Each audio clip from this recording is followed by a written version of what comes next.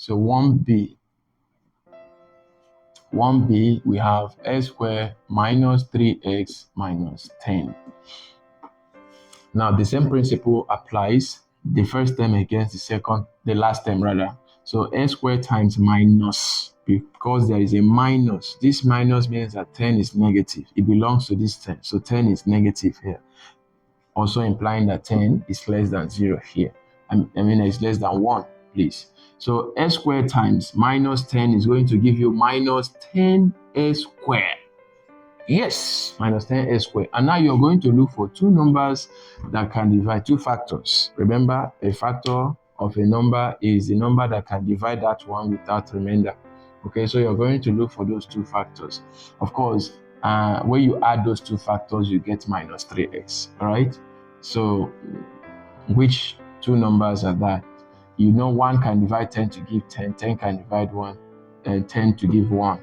All right, so 2 can divide 10 to give you 5 again. So 2 can divide 10 to give you 5. Now 2 times 5 will give you 10, but not minus 10 because both are positive. It means one has to be negative for you to get a negative like minus 10x squared here. Okay, and then if one is negative, you'll be able to get minus 3x. On this note, the one that is going to be the negative number here is the bigger one. Yes, because the bigger one, when you subtract it from the smaller one, you're going to still have a negative number left. Okay, so on this note, the 5 here is going to be negative, whereas this is positive. So put x to both, because 2x 2 times minus 5 will give you minus 10. X times x is x squared. Now, this and this are like terms to this. So, plus 2 minus 5x. Just take it as if you are owing somebody. Like the negative is what you're owing. You're owing 5x. Okay? You're owing 5x and you have 2x with you. When you pay that 2x, how many are you owing?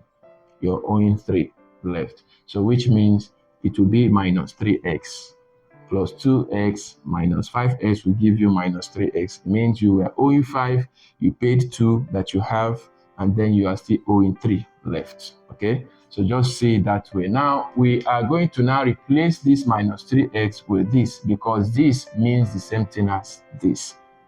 Yes, if you press it in your calculator, you understand that. Okay, so this implies x squared. So you put plus 2x. You can do it anyhow. You can say minus 5x. Anyhow you want, like I told you, it will give you the same answer. Okay, so x squared plus 2x minus 5x minus 10. So that is what we are doing. Instead of writing 3x, we are making it 4 times because that will make it easier for us to factorize. That's why we are doing this. Okay, so quickly, what you're going to do now is to factorize. So x times x will give you x squared, and of course you know that plus 2 here will give us x times plus 2 will give us plus 2x. Okay, yes, I know why I'm putting plus 2x, because some people make mistakes. These things can make your answer to be wrong when you don't place them proper. Okay, you get the wrong answer, and that's when you start having challenge trying to bring it back to be sure that your answer is correct. All right, so we go back to this. After we are done, we have gotten these two numbers expressed here. Okay, so we want to now deal with the remaining two. Now, of course, you look for a number that will multiply x plus 2, because I told you that the same thing that is in this bracket is what is going to be in the next bracket. You look for the number that will multiply them to give you minus 5x and minus 10. And definitely you agree with me that it is minus 5, then x plus 2.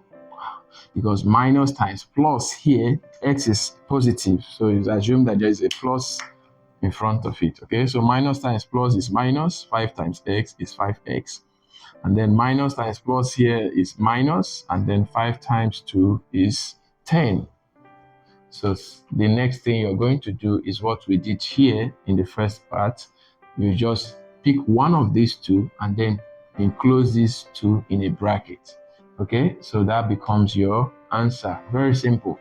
Okay, so this will give you x plus 2, or On this instance, to prove what I'm telling you, we can say x minus 5, because I told you it can appear anyhow. The same thing is what it will give you, and this is your answer. If you expand this back, you're going to get this again, okay? You follow the same pattern of what I did initially to expand this. It means everything here will multiply everything here. In the very end, this is what you're going to get to. So we have the 1c. The 1c says y squared minus 18y plus 80. Okay, so you still apply the same principle, the first term against the last term. So you are having 80y squared. And this time 80 is positive, so we don't need to put the minus sign. Now I'm going to look for two numbers that can multiply themselves, that can divide this and get each other. When they multiply themselves, they get this. And then when you add them together, they will give you 18y. So what are those two numbers that you can multiply together to get, that can divide 80 to get each other, multiply each other back to get 80. But then when you add them together, those two factors, you get minus 18y. Now, what are those two numbers? What are those two numbers? What are those two numbers? Can you think of the two numbers? Of course, you know that will be 10 and 8. 10 times 8 is 80. 10 times 8 is 80. Yes. So 10 will divide 80 to give you 8. 8 will divide 80 to give you 10. 10 times 80 and 10 times 8 will give you 80. But then, you know, this middle number is minus. So therefore, how do you get minus? And how do you get plus 80? Okay, so it means that since you will be adding them to get this, it means this will be minus and this will be minus. When minus times minus plus, which this one has, 10 times 8, 80. And then minus 10 minus 8, remember to add x. Okay, so minus 10x minus 8x is same thing as minus 18x. Sorry, I've been using x, please. Pardon me. This should be y, not x. I'm used to x. Okay, because okay, so it should be y, not x. Sorry. So this is 10y and 8y. Okay, so when you assume that you're owing 10 yams, and now again you are now owing another person 8 yams because of this minus means you don't have it, you're owing it, you need to get it. So the minus means you're owing, this means you're owing. So you're owing 10 yams, you're owing 8 yams. How many are you owing in total? Add them, that means you're owing 18 yams. That's what this means. So what you're going to do now is lift these two numbers and use them to replace minus 18y, because they are the same thing as minus 18y. The only thing you've ended up to put them in a way that it is 4 terms now. That appears to be 4 terms. Okay, so let's get this settled. You are going to have y squared, so you have minus 10y minus 8y plus 80. Okay, so you now factorize. Okay, y times y will give you y squared. Of course, you agree that 10 should be here, minus 10. So plus times minus y times 10 is 10y. And of course, you agree that 8 should be here because it should still, whatever is here is what will be here. Okay, so you have minus 10. Okay, so minus times plus minus 8 times y, 8y. Minus times minus plus 8 times 10, 80. Okay, so you pick one of these and then you close the other. So y minus 8 is what you have as your answer. Y minus 8 against y minus 10. This becomes your answer. Okay, so I want to believe you've gotten this right. And then we're going to be dealing with the D and the E. So for us to do that, please, I will have to clean this place.